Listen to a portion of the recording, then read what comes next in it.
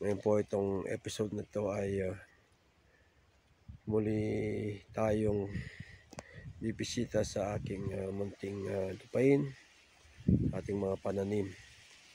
Ang oras ngayon ay alas 3:23 ng hapon.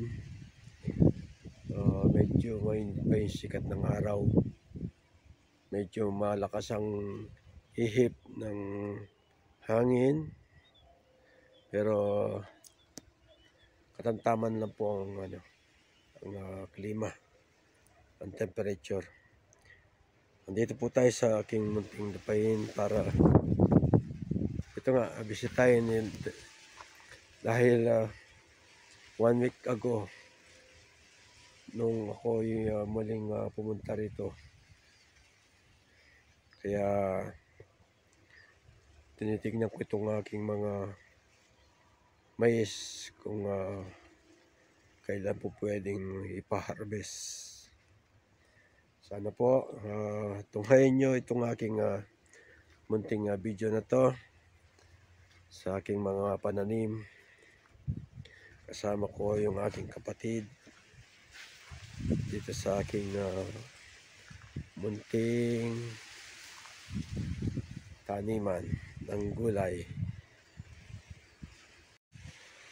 Hello guys, good afternoon po. Ngayon nandito tayo sa ating maisan. Tingnan natin kung magulang na yung mga bunga ng mga mais.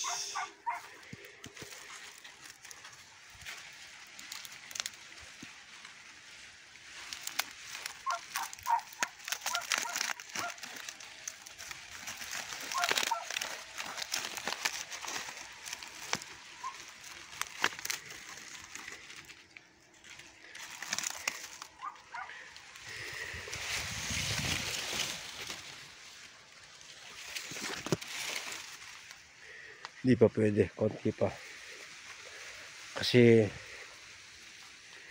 dapat pag hinawakan mo yung bunga ng mais, katapos pinisil mong ganon, tapos ikutin mo, pag lumagotok, yung pwede na yung anong tawag doon, tuyo na. Ito hindi pa ganong tuyo, hindi pa ganong matanda yung bunga. Kailangan na pag pinisil mo, tapos ikutin mo yung kamay mo, lalagitik yun. Yun po ay tanda ng pwede nang harvestan yung mga bunga ng mais. Kinakain ng daga. Ayan o.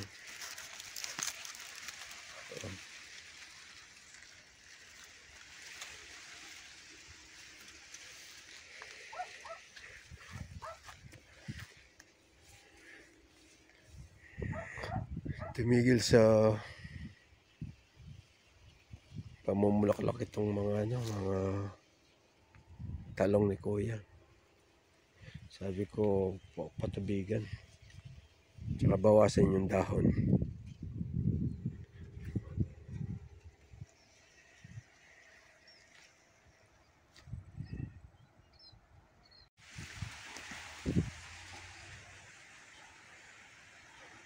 So may mahinog pa rin naman yung mga siling labuyo.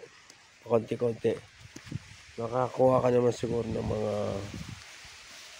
kalahating kilo. Basta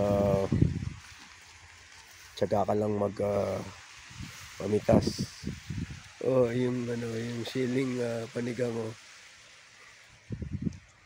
Halos red na yung kulay, nahinog.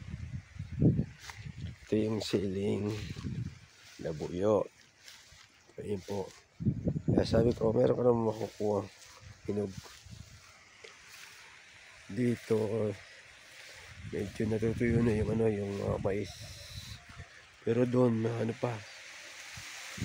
Medyo berde-berde pa ang kulay.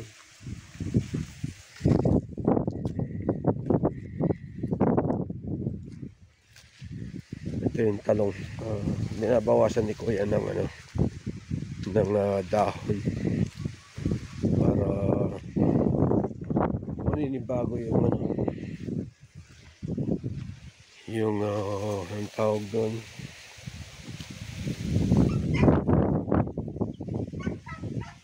yung matandang tangkay. Binabawasan ni Kuya para magpanibagong mamumulaklak ng panibago. Hinog na itong hindi alam ni Kuya, itong Cordoba, saging na Cordoba, hinog na. Sabihan ko nga si Kuya para makuha yung saging. Meron daw pumasok na kalabaw dito maginang kalabaw. Ito ang ginawa sa aking mga mais. Tinumba lesa kandalo taksya pura ring damula garene. Alos lang pandemic banti pache para ka more ni pe maral mulo. Alos lang mapla visual. Ayaw nilang lingapin yung kanilang mga animales.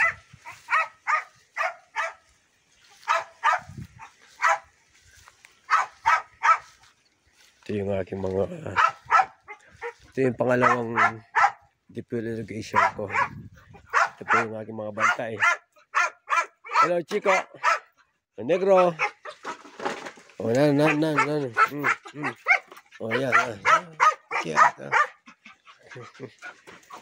Sandali.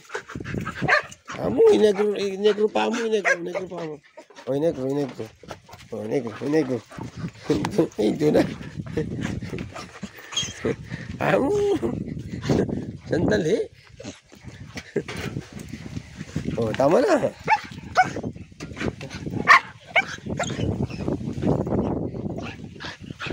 Tunas.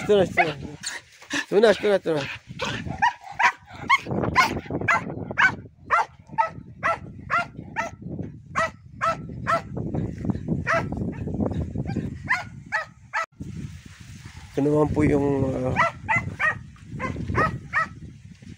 ibang portion ng aking mais. Yung banda ron malalaki. Ito naiwanan sa paglaki. Dala ng yung klase po ng lupa dito, kasi ang lupa dito halos puro pong buhangin ito, lahar. Hindi ko nalagyan ng pataba. Huli na nung malalaki na po yung aking mais nung magbigay ng chicken manure. Ito po. Ayan Kaya itong lugar na to sa may mataasan na yun, naiwanan po yung yung aking mga mais.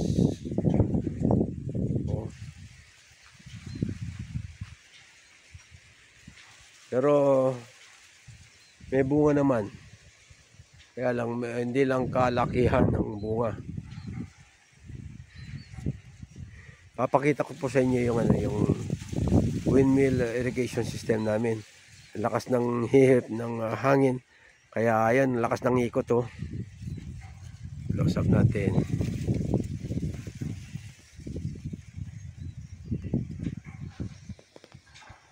Ayan.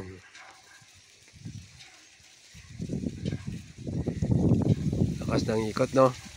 Talagang narinig mo yung sound ng yung pinaka-crank niya. Pinaka-crankshaft niya, Yun po yung tumutunog na yun. Kung nakakita na po kayo ng pantaying ng damit, yung dimano, yung pinapadyak, di ba merong malaking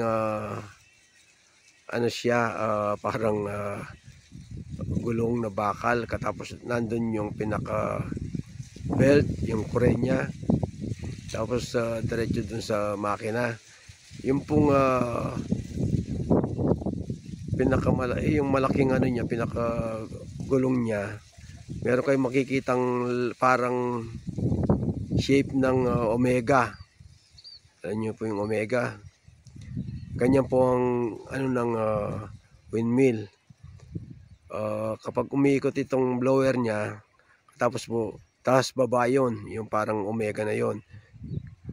Yun po dugtong naman sa kanyang foot valve sa ilalim.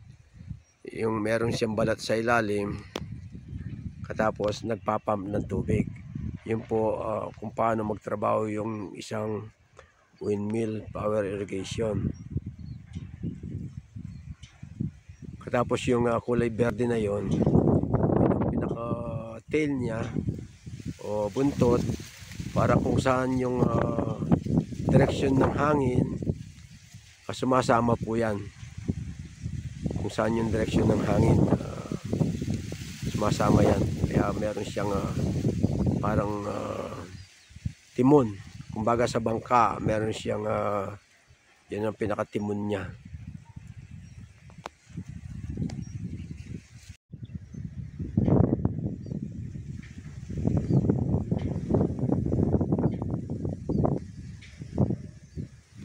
Ayan po yung aking mga mais. Unti-unti nang natutuyo. Maghihintay pa tayo ng mga ilang araw para po yung bunga ay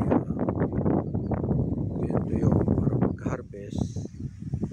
Meron kasing ano yan, moisture content parang sa palay.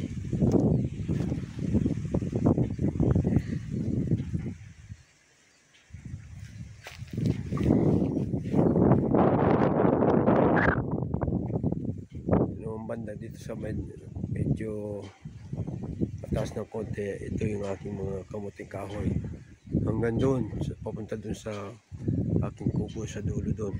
Kalahating hektarya po ito.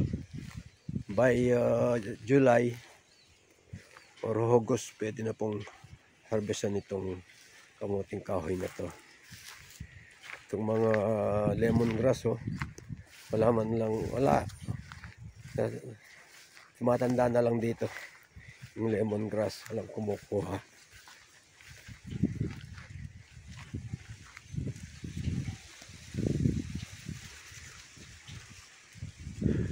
Ito portion na yan, medyo talagang mahina yung yung mineral ng lupa, kasi nga po ito, tignan nyo, buhangin talaga, buhangin siya.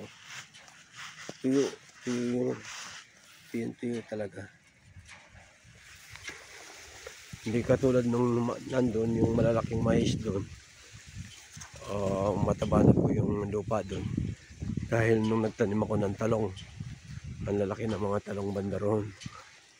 Pero dito, medyo kailangan ng lagyan ng additional na pataba. Pagkus 2 beses kong in-applyan ng abono to. Kasi ang liliit lang ito.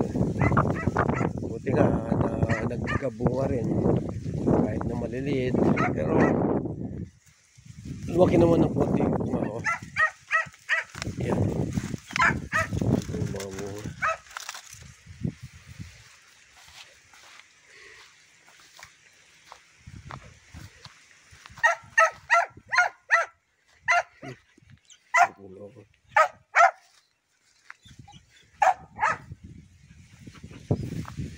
Ito po yung sinasabi ko na medyo maganda yung mineral ng lupa dito. Mula din hanggang dun hanggang dun papunta rin sa dulo, mataba po yung lupa. Yan.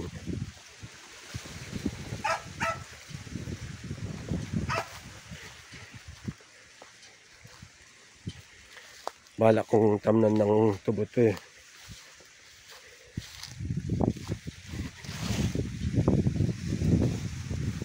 Yan po hanggang doon.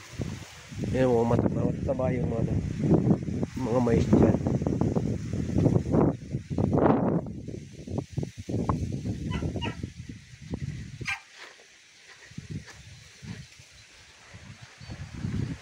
Ayun, naglilinis si kuya ng ano, tatamnan niya ng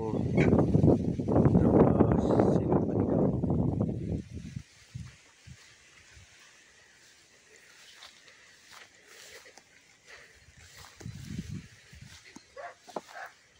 Saging, oh.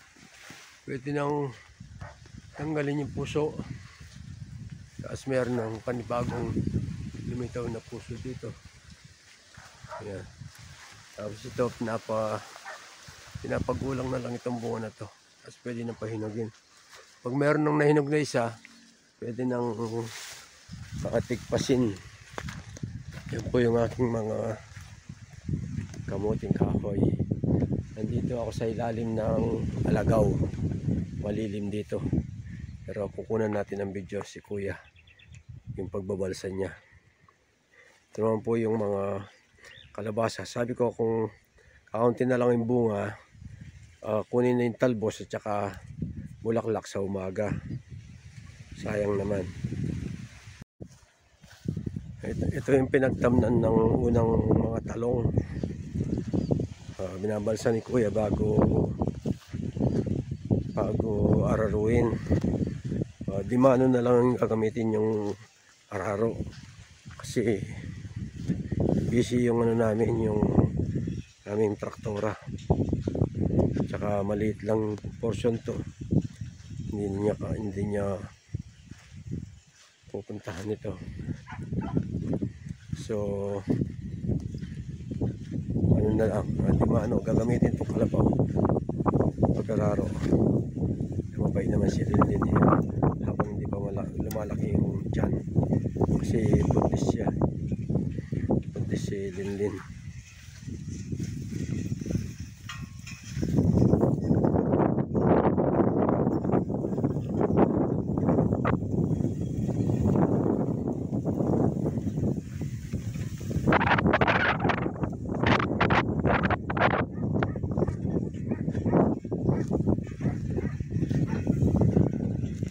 Saka natin na taglusan si Tisoy. Puntaan natin yung aking apo nananagtal ng larang panigang, namimitas ka nga, nananagtal. Meron pa ng bunga yung siling panigang.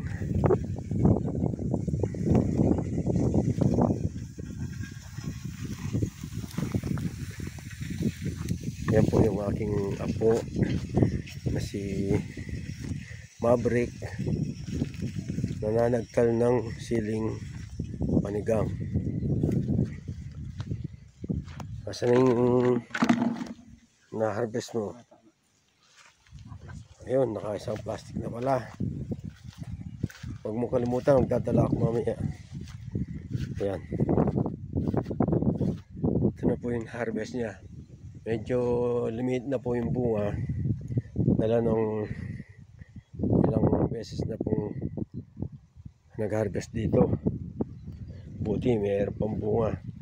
Kaya kung baga sa ano, palit ng palit yung bunga. Kahit sa anumang puno, pag tumatanda na, palit ng palit yung bunga. Ayan.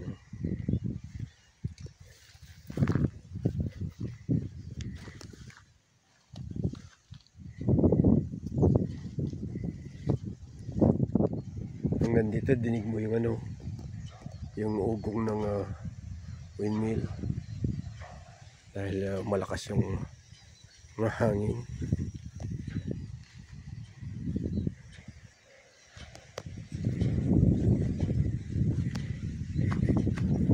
Dahil bunga, no, kung sanang malalaki ito. Oh, yan, oh. Sana kung puro malalaki yan, kaso mga ilang days lang yan, may hinog na.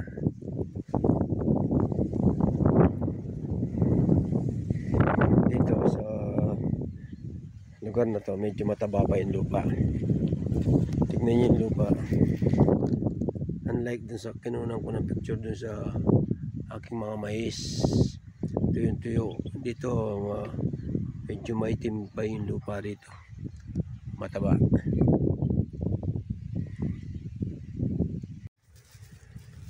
Ito po guys, nalinis na ni Kuya yung pagtatamnan ko ng buwan. Yung in-order kong buto mula sa Thailand. Yung malalaki. Ito ko tatanim sa aking yung pagitan ng aking mga golden mango. Ayan o. Ito po yung aking mga golden mango. Ito ko tatanim. Ayan. Para napapatbigan ko. Pag pinandar ko yung aking deep well irrigation dito sa kubo, diretso na dito. Kaya lang ang kalaban ko dito, kailangan na lagyan ko ng harang yung bakod ng mga pato tsaka manok. Siguradong kakalkalin o sisirahin yung yung aking tatanim. Ay meron bunga yung mga yung aking sampalok. Ito po yung aking sampalok na na sweet tamarind. Yan o, may bunga. Yan po. Yan po yung aking sweet tamarind.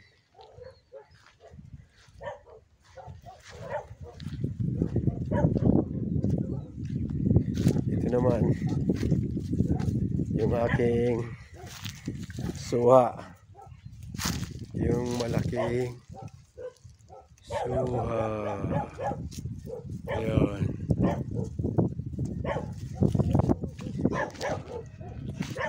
Sino ba yung tinataw na ito mga aso? Meron tao.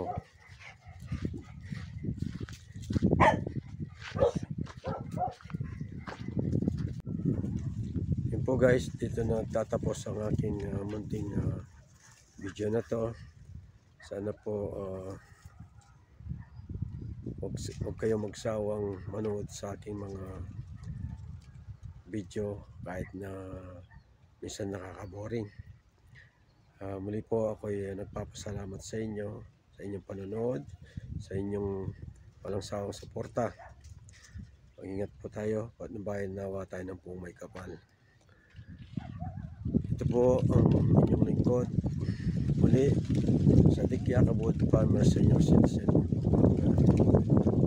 Ingat po tayo. Jesus love us. Bye bye. God bless.